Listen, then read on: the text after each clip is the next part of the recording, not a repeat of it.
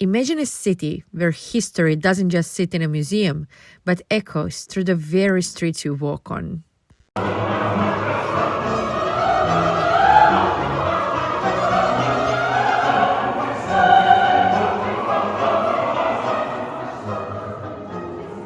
Johann Sebastian Bach lived in Leipzig over 300 years ago, but today you will still encounter the famous composer on almost every corner of this incredible German city.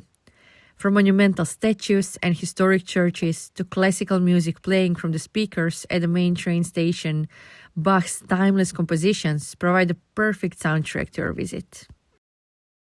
In this video, we are going on a journey through Leipzig to discover the exact locations where Bach lived, worked, and created some of the greatest music ever written.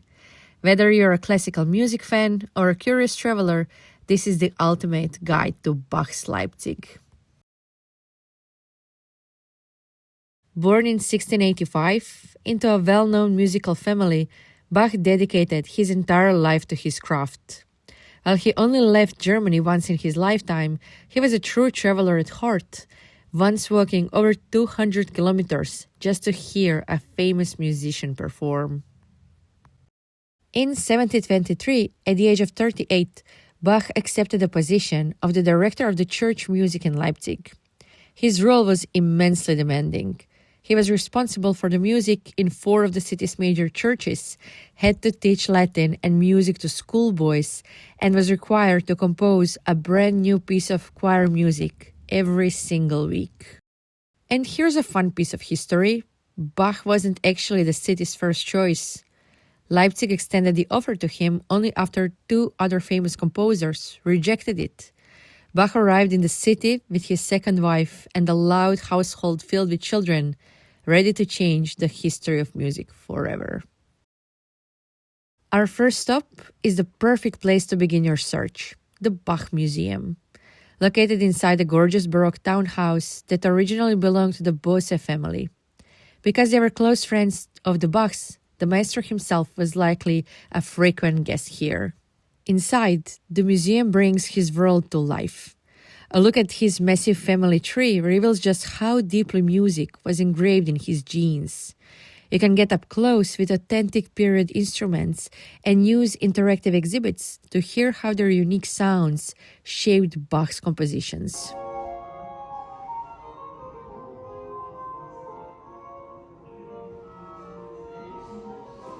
The museum also explores his daily life. As Thomas Cantor, Bach and his large family actually lived in a cramped, noisy apartment at a nearby St. Thomas boarding school. It was hardly the ideal environment for concentration, yet his creativity flourished.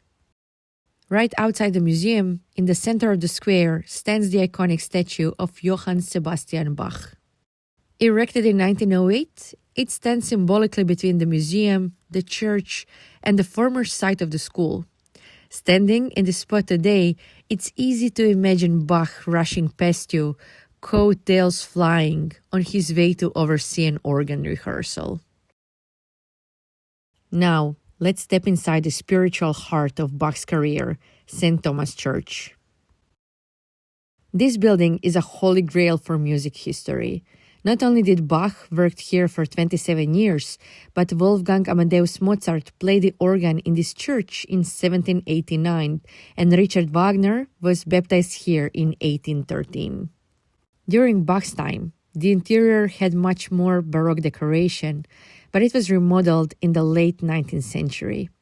Still, Bach's presence is everywhere. Look up at the stained glass windows, and you'll spot him right next to Martin Luther. Luther's teachings heavily influenced Bach. By introducing the German language and making music a central pillar of the Lutheran liturgy, Luther paved the way for cantors like Bach to use their musical genius to express deep faith. When Bach died in 1750, he was originally buried at St. John's Church. After the church was destroyed in World War II, his remains were safely transferred here to the sanctuary of St. Thomas Church in 1950. Today, you can pay your respects at his final resting place.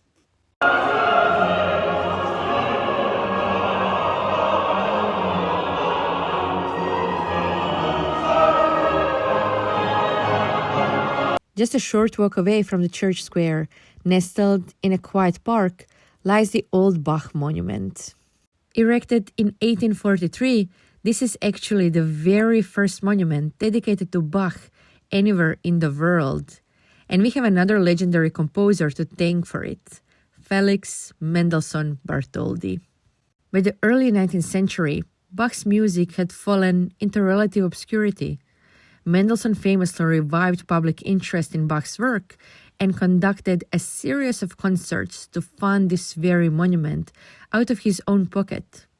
Directly opposite, you'll find a statue dedicated to Mendelssohn himself, a fitting tribute to the man who saved Bach's legacy.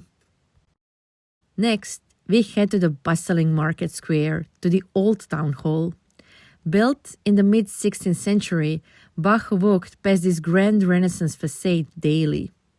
We know he stepped inside because it was right here in the council chamber that he officially signed his employment contract as Thomas Cantor in 1723. Today, it houses the Leipzig City History Museum, where you can see a stunning scale model of what the city looked like. One of the museum's galleries is completely dedicated to Johann Sebastian Bach. And this is where you'll find first original portrait of the famous composer painted by Haussmann. From there, it's a short walk to St. Nicholas Church. Because Leipzig didn't hire a separate music director for St. Nicholas, Bach had to manage this church's music program too.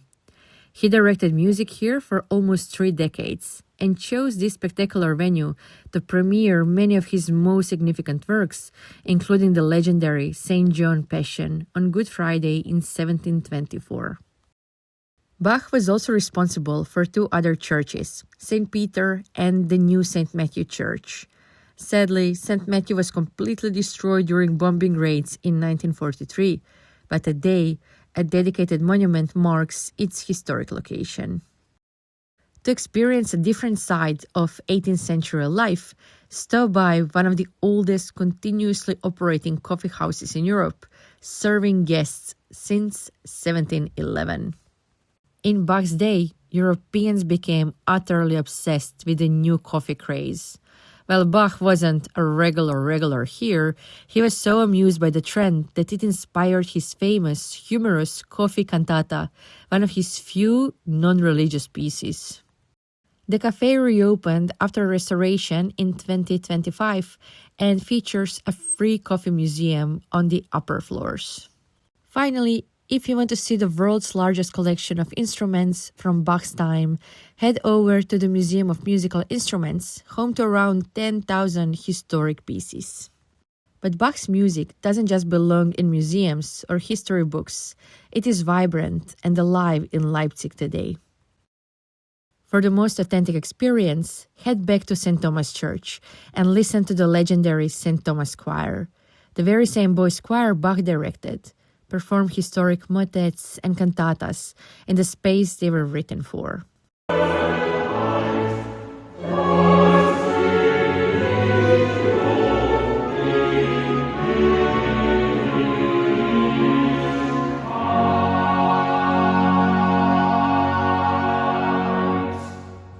If you want the ultimate experience, plan your visit in June for the annual Bach Fest. For 10 days, the entire city comes alive with classical concerts, open-air events, and special walking tours. Hearing Bach's masterworks echoed through the historic architecture of Leipzig is an unforgettable experience that bridges the past and the present. Leipzig truly is the city of music.